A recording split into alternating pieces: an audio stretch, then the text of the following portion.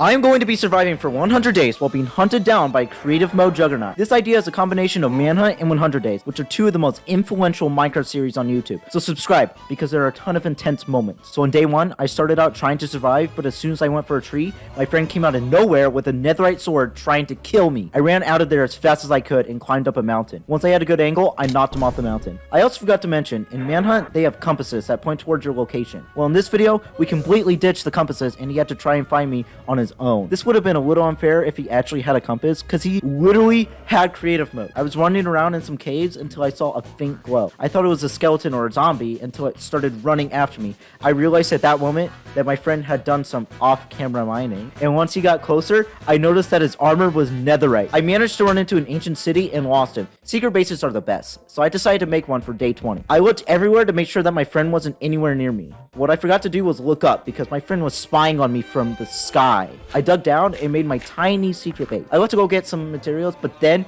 my friend jumped down and raided my base. After he got done raiding it, he burned everything. I came back to find out that my base was in ruin. This was the worst thing to ever happen, but I wasn't going to give up that easily. I needed to get overpowered armor as soon as possible, so that's why I went mining for netherite on day 30. As I was mining, I heard my friend mining right beside me with an efficiency 5 pickaxe. I ran out of that mine as fast as I could, and once my friend mined into my strip mine, he drank a speed 2 potion and started chasing after me. I placed lava to slow him down, but he ran straight through it. I barely managed to escape, and once I did, I set off some TNT to destroy the portal. Since my friend was overpowered, I decided to take the safe route and made a sky base for day 40. I didn't see my friend for a while, probably because he was stuck in the nether, so I just chilled out until day 50 arrived. My friend had managed to not only escape the nether, but craft end crystals. I ran to the very end of my sky platform and jumped off. I thought it was fine, but once I looked up, my friend had jumped down to try and get me. Luckily for me though, I had made a secret ender pearl stasis chamber thing and teleported to my actual secret base. While my friend was looking for me, I was down in the caves mining for more diamonds on day 60, and I secretly went back to the nether to complete my netherite armor. This challenge was actually becoming easy, because my friend was giving me everything I needed without even knowing it. Once I came back, I was shocked to see that my base had once again been destroyed. Thankfully, my portal was hidden, so my friend couldn't find me.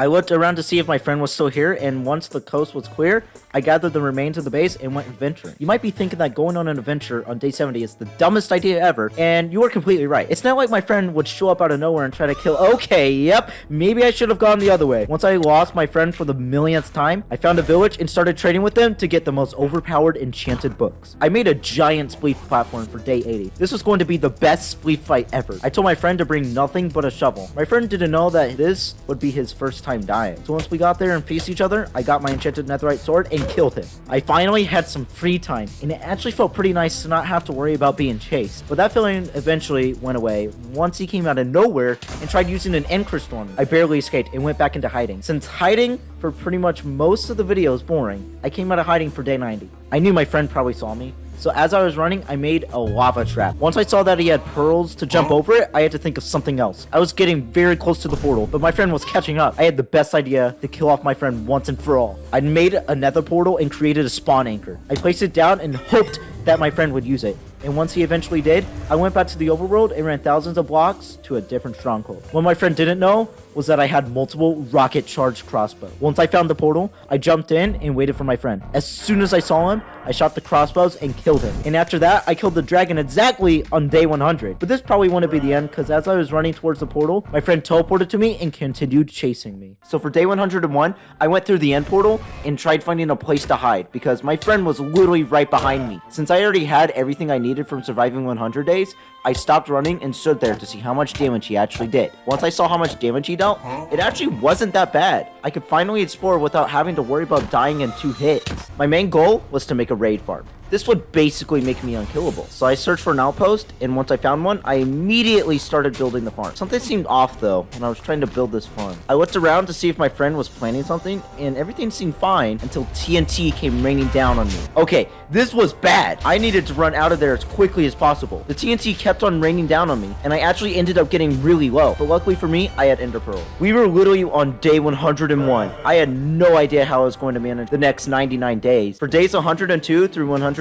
I made a redstone door. I've never used too much redstone before, so this was actually really hard to do. Once I finally got it done, I sat there for a while, admiring what I had just accomplished. Until my friend decided to blow it all up. I mean, he could have at least told me he was going to destroy all of my hard work. I can't believe my friend was resorting to explosives. I literally had to get out of there as fast as possible. Day 120 was one of the scariest days ever. Since my friend was in creative mode, he could use commands to teleport me as high as he wanted. So, that's exactly what he did. Now, you might be thinking that I'm in danger here, and yeah, you're kind of right. I was literally thousands of blocks in the air. I really didn't have to worry though, because I had a water bucket to save myself. Once my friend knew that this would be pointless, he flew away to think of something else. Wow, this was surprising. I was actually surviving for quite a while. I was surprised by how much I survived that I actually decided to celebrate on day 130. I didn't want to get too ahead of myself here, because my friend could have came out of nowhere to try and kill me. So that's why I made a ton of fireworks. Watching those fireworks fly into the sky and pop was so satisfying. You will literally not believe me when I say this, but as soon as I was done celebrating, my friend conveniently appeared right in front of me. I had a couple of rockets left over, so I shot some at him, and yeah, okay, they did absolutely nothing. He pulled out his sword, and for the first time ever, it did some damage. It didn't take me long to realize that he enchanted his weapons with illegal enchantments. Illegal enchantments could probably kill me, so I ran to try to lose my friend. Once I lost my friend, I saw some of the illegal items just laying around for some reason. I picked them up and noticed that there were also some command blocks.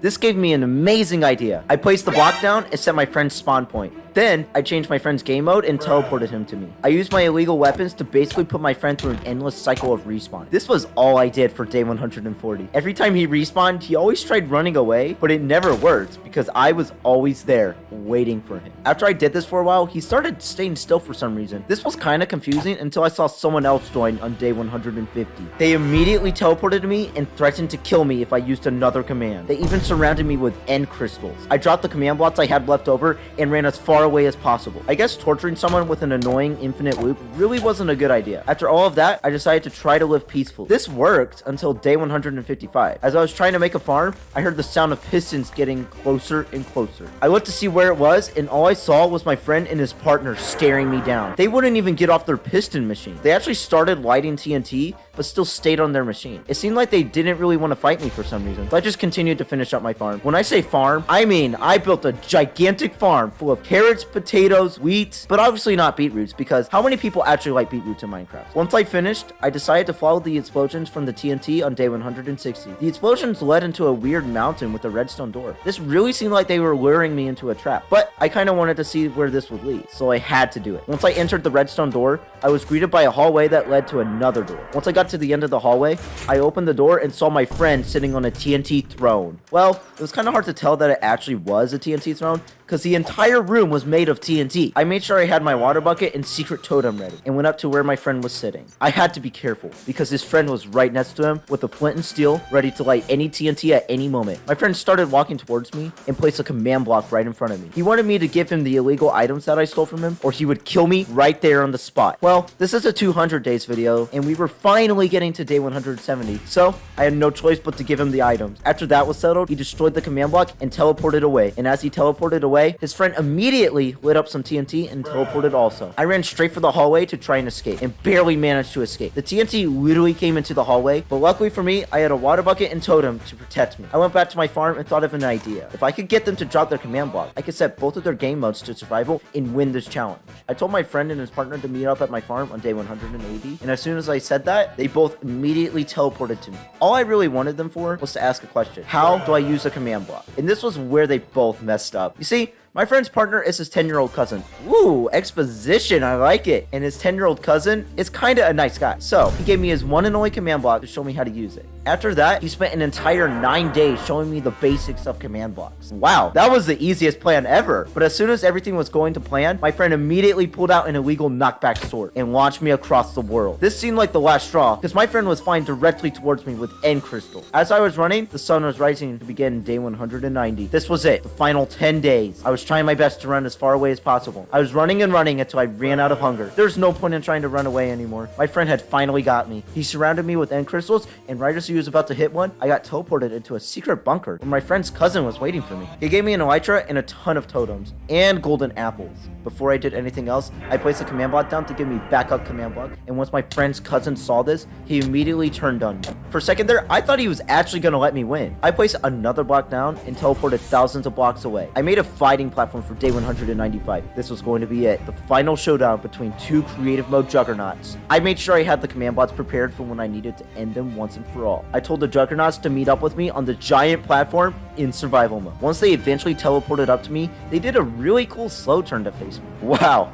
Now that was insane, but they were going to die, so that feeling wouldn't last long. I immediately went after them, and they really didn't hit me that much. Everything seemed to be going fine until I saw them give themselves end crystals. They immediately started going after me. I ran up to my command bots and turned around to see if they were still chasing me. Once they saw that I had the command bots ready, they just stopped. It seemed as if they knew they were going to lose. I used the first command block and boom! My friend's cousin was gone. As I was about to use the second command block, I noticed my friend wasn't there anymore. I looked behind and he wasn't there either. Once I turned back around, he was standing on top of the command block. He punched me off the edge, but as I was falling, I used the command block at the last second and annihilated him. I can't believe I did it. I actually won. And I did it while the sun was rising for day 200. This was an amazing journey, and I can't believe I actually managed to survive 200 days. I knew I was probably gonna die here, so I looked up and accepted my fate.